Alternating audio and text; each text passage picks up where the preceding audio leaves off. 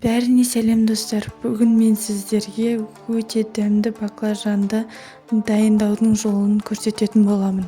Алдымен каналға тіркеліп, лайк баса кетіңіз. Көрінісі өте әдемі, езілмейтін баклажанды дайындаймыз.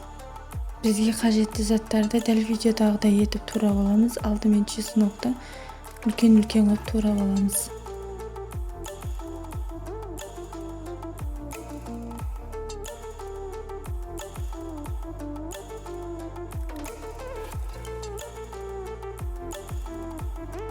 Үлкен бір пиязды дәл видеодағыдай етіп турап алдым.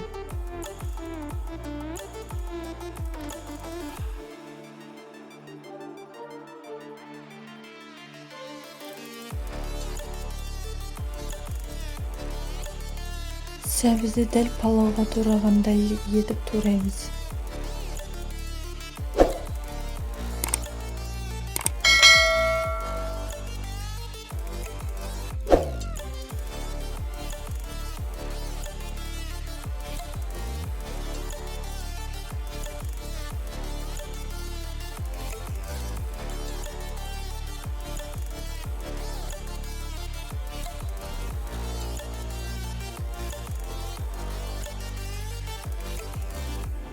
Біздің үйде барлығы болгарскийді жақсы көреді, сол себепті үлкен етіп көп турап алдым.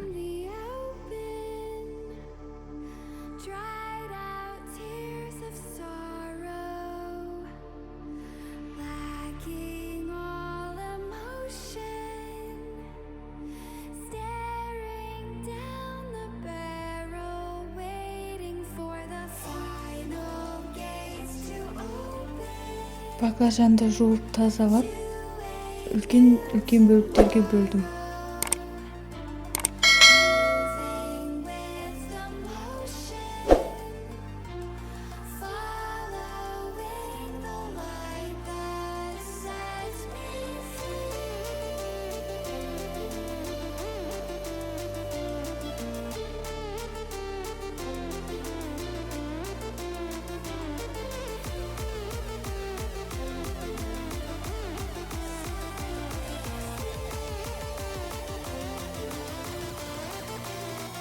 Туралған баклажанның үстіне тұз қосып, баклажанды көметіндей етіп су құямыз.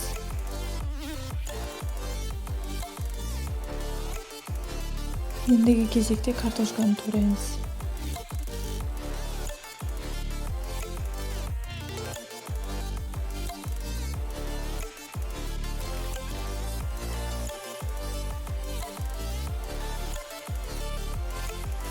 Барлық затымызды турап болғаннан кейін қызып тұрған майға сәбізді, пиязды, чеснокты үшеуін бірден салып, жақсылап қуырамыз. Дәл осылай араластырып тұруымыз қажет. Қоспай дайындауымыздың басты құпиясы бұл жерде сұйық майдың көп болуы керек. Пияз бен сәбіз жақсылап қуырылғаннан кейін үстіне болгарскийді салып 5 минут қуырамыз.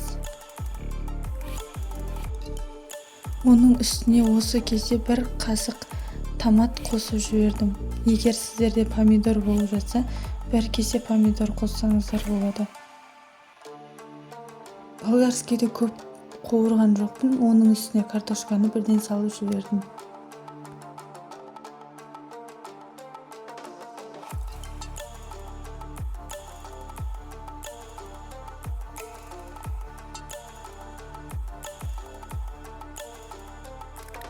Өздеріңіз көз мөлшерінде тұз саласыздар.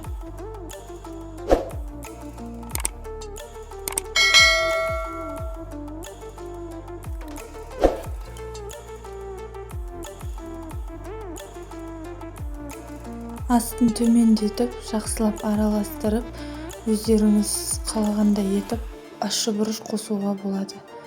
Мен қызыл бұрыш пен қара бұрышты аз мөлшерде қостым.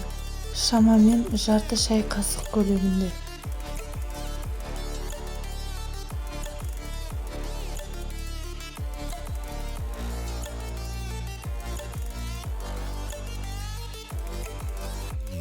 Картошканы толық пісірмейміз, жартылай піскен кезінде баклажанның суын төгіп, картошканың үстіне саламыз.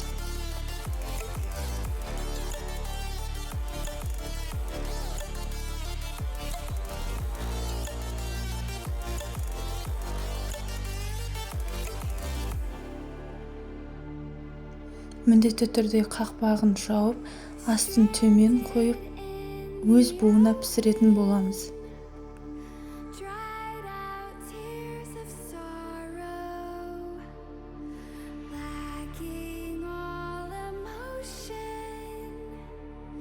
staring down the barrel, waiting for 20 минут жарты сағат өте баяу отта пісіреміз. Сол кезде баклажанның өзі басылып, түсі өзгеріп, дайын болады. Осымен біздің баклажанымыз дайын. Су қосылмай, езілмей, әдемі болып шығады. Дәл видеодағыдай. Достар, егер сіздерге видео ұнап жатса, каналға тіркеліп, лайк басып, өз пікірлеріңізді комментарийға қалдырыңыздар. Және де өз достарыңызбен бөлісіп таратыңыздар.